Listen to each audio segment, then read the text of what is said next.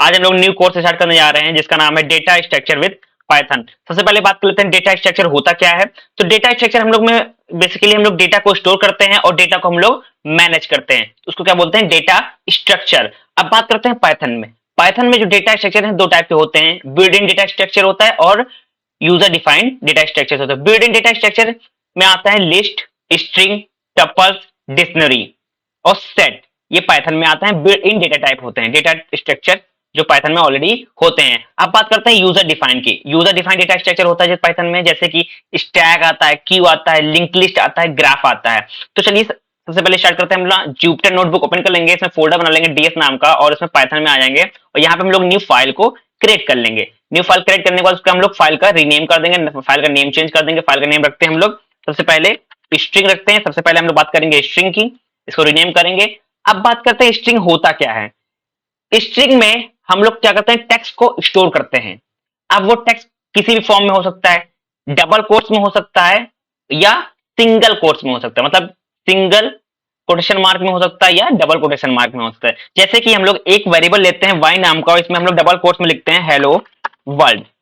अगर इसको हम लोग प्रिंट करेंगे, अब प्रिंट करने के यहाँ पे जब जुपिटर नोटबुक इस्तेमाल करते हैं तो प्रिंट करने के दो तरीके होते हैं। एक, आप डायरेक्टली उस वेरिएबल का नाम दीजिए और इसको रन करा दीजिए, उसका आपको आउटपुट दिखाएगा, बट उसमें जो आउटपुट दिखेगा वो सिंगल कोट्स में दिखेगा। ठीक, अब अगर हम लोग को सिंगल कोट्स में आंसर आउटपुट नहीं देखना है या हम लोग प्रिंट स्टेटमेंट का यूज कर सकते हैं तो हम लोग प्रिंट में उस वेरिएबल का नाम दे देंगे, तब भी हमारा जो डेटा होगा वो भी डिस्प्ले करेगा, मतलब आउटपुट हमको आएगा। हम लोग इसको दो तरीके से प्रिंट करते हैं। इसको हम डायरेक्टली वाई लिख के और शिफ्ट एंटर दबाएंगे। शिफ्ट एंटर का मतलब होता है रन करना। शिफ्ट एंटर दबाए जो हमारे पास क्या हो गया, हेलो वर्ड क्या हो गया, प्रिंट हो गया, बट किस में आ रहा है, सिंगल कोट्स में आ रहा है।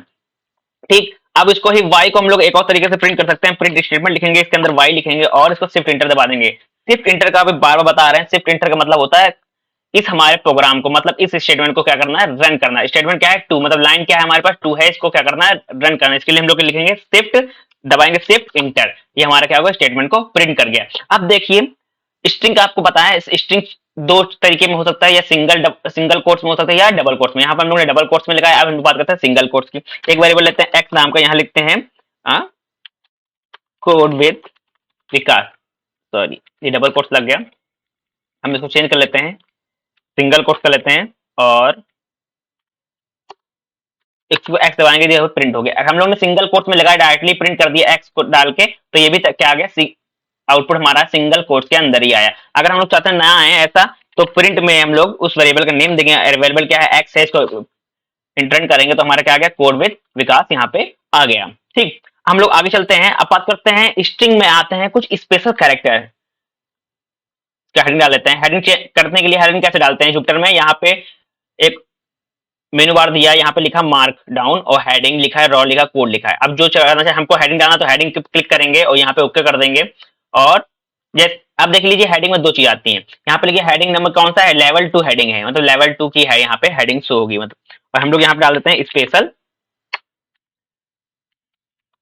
कैरेक्टर। स्पेशल कैरेक्टर इस्तेमाल करना है। स्पेशल कैरेक्टर दो टाइप के होते हैं, इसमें आता पहला आता backslash n. Backslash n क्या रिप्रेजेंट करता है, न्यू लाइन को रिप्रेजेंट करता है। जहां जहां बैक स्लैश एन लगे रहेगा वो क्या करेगा, रिप्रेजेंट करेगा, न्यू लाइन को रिप्रेजेंट करेगा। इसको भी क्या कर लगते हैं हम लोग, हेडिंग में ही डाल दे इसको। हेडिंग में डालेंगे तो यहाँ क्या लिखेंगे, बैक स्लैश एन का इस्तेमाल करने जा रहे हैं। और मान लीजिए हम लोग ने एक लिया प्रिंट, प्रिंट में हम लोग ने लिया 1 पहले, सॉरी 1 लिखा, इसमें बैक स्लैश एन लगाया, 2 लिखा। तो पहले इसको पहले हम लोग प्रिंट कर लेते हैं विदाउट बैक स्लैश एन। 1 2 को प्रिंट किया तो देखिए क्या आ गया, 1 2 एक ही लाइन में आ गया। हम इसको क्या करते हैं, बैक स्लैश एन का इस्तेमाल करते हैं और इसको क्या करते हैं, प्रिंट करते हैं। यहाँ पे हम लोग इसके बीच में लगा देंगे backslash n. Backslash जैसा ही एन लगाएंगे ये क्या करेगा, लाइन को न्यू लाइन में डिवाइड कर देगा, मतलब एक 1 पहली लाइन में आ जाएगा, 2 को जो लाइन होगा वो रिप्रेजेंट करके न्यू लाइन में, मतलब न्यू लाइन में उसको लिख देगा। ठीक, और अगर इसमें हम लोग एक और बैक स्लैश एन लगा दे, मान लीजिए यहाँ पे लगा दे बैक स्लैश एन और यहाँ लिख दे 3, अब क्या करेगा, 3 लाइन में इसको रिप्रेजेंट करेगा। सॉरी बैक स्लैश एन का साइन गलत हो गया, ये देखिए 3 लाइन में इसको प्रेजेंट कर दिया, 1 पहली लाइन में आया, 2 दूसरी लाइन में आया, 3 तीसरी लाइन में आ गया। अब एक और बात कर लेते हैं, बैक स्लैश टी की बात करते हैं। बैक स्लैश टी क्या रिप्रेजेंट करता है, टैब को रिप्रेजेंट, जैसे आप कीबोर्ड में होता है टैब, टैब दे देते हैं तो एक टैब छोड़ के आ जाता है, टेक्स्ट आता है, तो उसी तरह यहाँ पे टी का भी इस्तेमाल वही है। यहाँ पे प्रिंट लिखेंगे, प्रिंट मान लीजिए ही लिखा और सिंगल कोट्स में यहाँ पे हम बैक स्लैश लगा दिए और लिख देते हैं नॉट एन एंजल। अब इसको हम लोग प्रिंट करेंगे और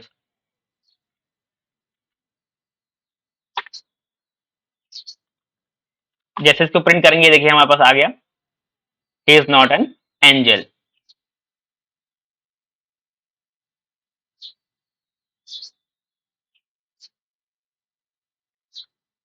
अब हम लोग आगे चलते हैं, बात करते हैं इसी में स्ट्रिंग को एक्सेसिंग करने का। जैसे हम लोग मान लें कोई स्ट्रिंग है उसका कोई भी मतलब कैरेक्टर क्या करना है रिप्रेजेंट मतलब एक्सेस करना है। मान लीजिए हम लोग ने एक स्ट्रिंग लिया हेलो नाम की, अब हम लोग को इसको क्या करना है एक्सेस करना है। कैसे एक्सेस करेंगे, प्रिंट में प्रिंट स्टेटमेंट के अंदर हम लोग एक्स वेरिएबल लेंगे, इसमें क्या एक्सेस करना है उसका देंगे। मान लीजिए हमको वन में वन इंडेक्स पे हमको जो चीज है वो हमको एक्सेस करनी है, इंटर कर देंगे तो वन एक्सेस पे क्या है ई है। तो स्टार्टिंग कहाँ से होती है इंडेक्सिंग में जीरो से होती है, तो हमारे पास एच क्या है जीरो है, ई क्या है वन है, एल क्या है दूसरा टू है, दूसरा एल क्या थ्री है, ये फोर है। ठीक, इसको फिर हम लोग करते हैं एक्सेसिंग करते हैं। मान लीजिए हमको करना है अब यहाँ पे फोर,